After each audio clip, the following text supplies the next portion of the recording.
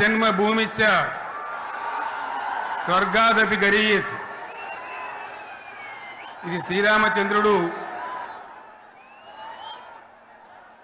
లంక మీద యుద్ధం చేసి రావణ సంహారం చేసి అయోధ్యకు తిరిగి రావాలి అనేటువంటి ఆలోచనలో ఉన్నప్పుడు రాముల వారి సోదరుడు లక్ష్మణుడు సహా ఆయన వెంట ఉన్న చాలామంది పెద్దలు లంక చాలా సువర్ణమయంగా ఉంది, అద్భుతంగా ఉంది, మనం ఇంకా అయోధ్యకు ఎందుకు, ఇక్కడి నుంచే పరిపాలన చేద్దామని అంటారు. దానికి శ్రీరామచంద్రుల వారు ఒప్పుకోలేదు. ఆయన చెప్పిన మాట ఏంటంటే, కన్న తల్లిని జన్మభూమిని మించినటువంటి స్వర్గం ఏది కూడా ఉండదు, కాబట్టి మనం అయోధ్యకే తరలిపోవాలని చెప్పి మళ్ళీ అందరిని తీసుకొని అయోధ్యకు రావడం జరిగింది.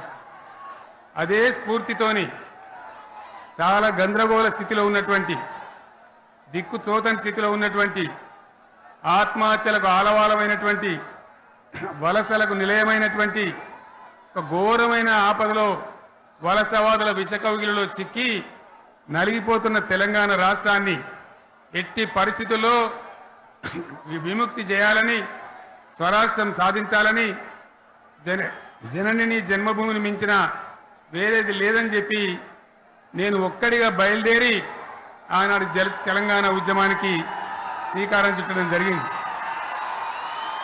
25 ఏళ్ల క్రితం, దయచేసి మీరు గొడవ బంద్ చేయాలి ఏమనుకోవద్దు, సభలో చాలా మంది ఉన్నారు, లక్షల మంది ఉన్నారు, మీరు ఆపాలి ప్లీజ్. ఒకటే మాట బంద్ చేయాలి, గొడవ బంద్ చేయాలి, ప్లీజ్ స్టాప్. సో ఆ విధంగా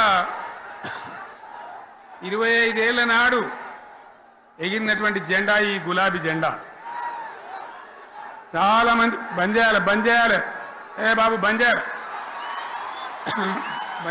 బాబు. ఆ రకంగా ఎగిరిన జెండాను ఎందరో అవమానపరిచింది, ఎన్నో మాటలు అన్నారు, ఎగతాళి చేసిండ్రు, అవహేళన చేసిండ్రు, మకలో పుట్టింది ఉబ్బలో పోతుందని చెప్పిండ్రు.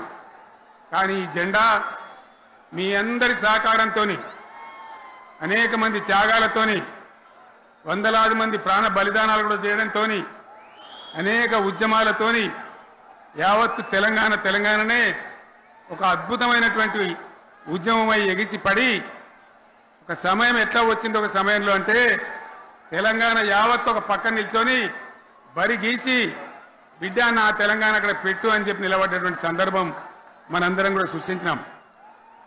తద్వారా మన లక్ష్యం తెలంగాణ రాష్ట్రాన్ని సాధించుకున్నాం.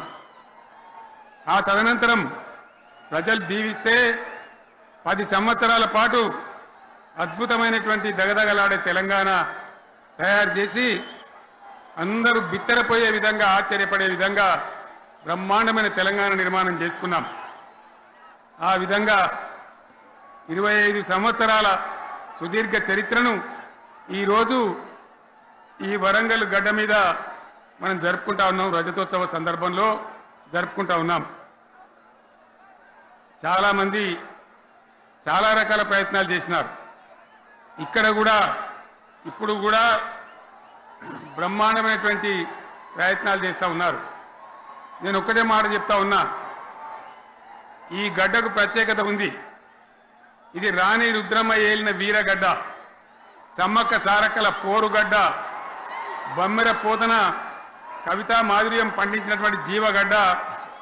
ఈ వరంగల్ నేలకు